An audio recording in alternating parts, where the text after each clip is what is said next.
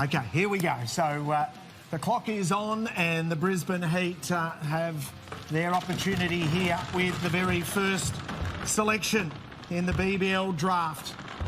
The number one pick, so they've known this for a long time. They will secure it and announce their selection. Johan Boto might grab the microphone and announce it once it all becomes official. And the pick is in. And it is. Brisbane Heat, we're in your hands.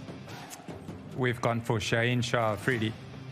And a great selection and many predicting to go one, Finchy. Yeah, absolutely. He's a world-class bowler and I don't think there's any surprise there. He's a guy who takes wickets up front. He can bowl towards the back end of the innings as well. He's a world-class player.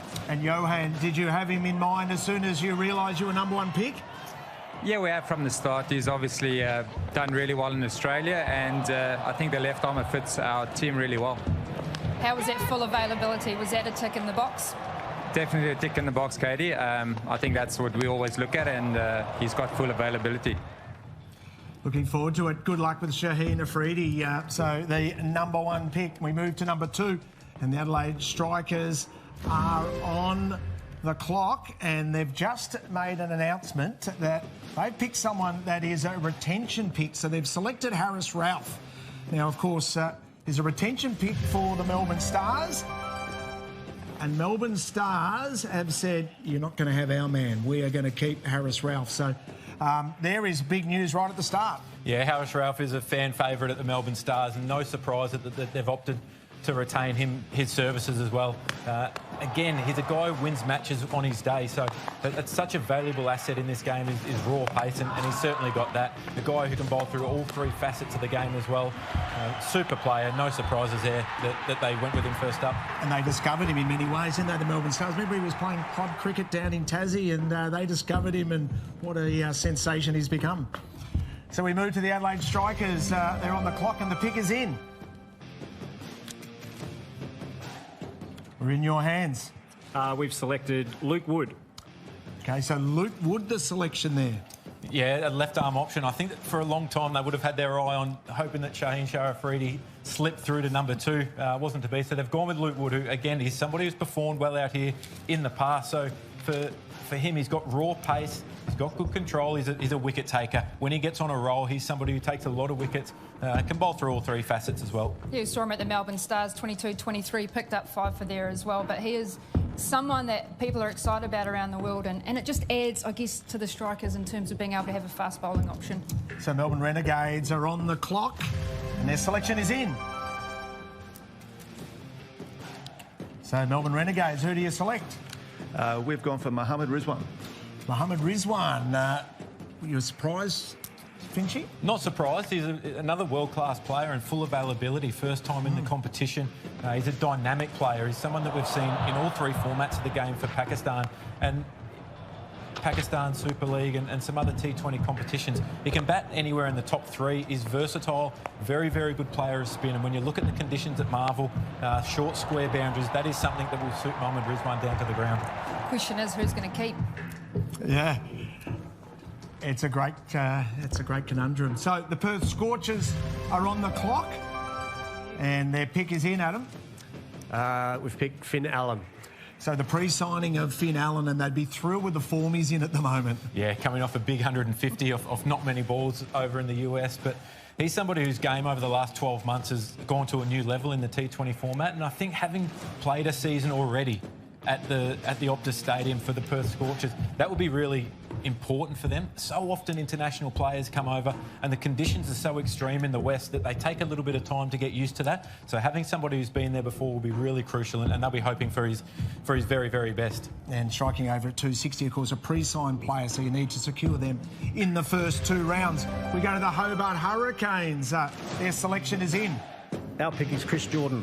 So Chris Jordan is another one of the pre-signed players. Yeah, English international. Yeah, he was there last year. He'll provide some good pace with the ball, and he can wicket down the bottom. And I think the conditions and his known-ability within that Hobart Hurricane side, it's all about culture. They love him down there.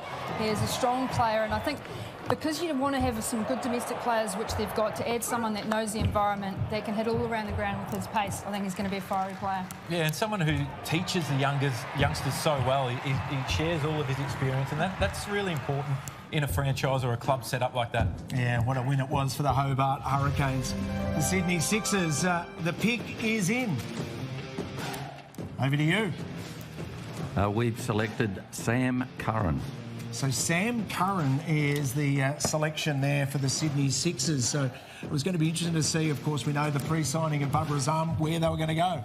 Yeah, well, it doesn't really matter now, does it? They've opted for Sam Curran, who's a fantastic all-rounder, somebody who we've seen in Australian conditions at a T20 World Cup, be player of the tournament before. So he's somebody who brings that X factor with bat and ball, somebody who understands big games, and he generally performs very, very well under pressure. So a wonderful player, and of course we know that Melbourne Stars with Harris Ralph. So now we go to the Sydney Thunder, and the pick is in. Trent Copeland.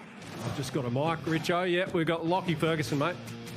Okay, so Lockie Ferguson and Coach, we know that you love all of the draft. What have you made of round one? And we are expecting Lockie to be still available?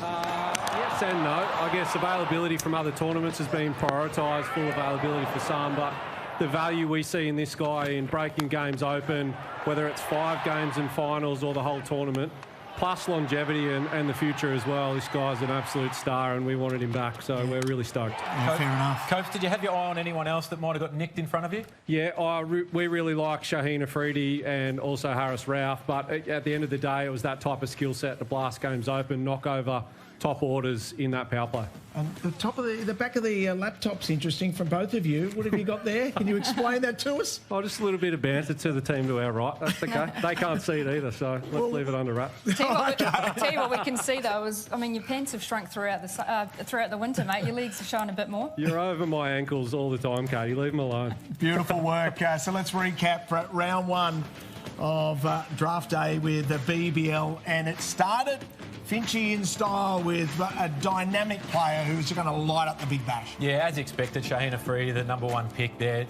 He's just a wonderful bowler, and I can't wait to see him in these conditions once again. He's done it before with Pakistan. Luke Wood, the second pick, he's been and done it before. He's performed well. And Mohammad Rizwan, the dynamic keeper batter. Melbourne Renegades were able to secure that service. And he's somebody who brings so much energy to a side, so that'll be a brilliant acquisition.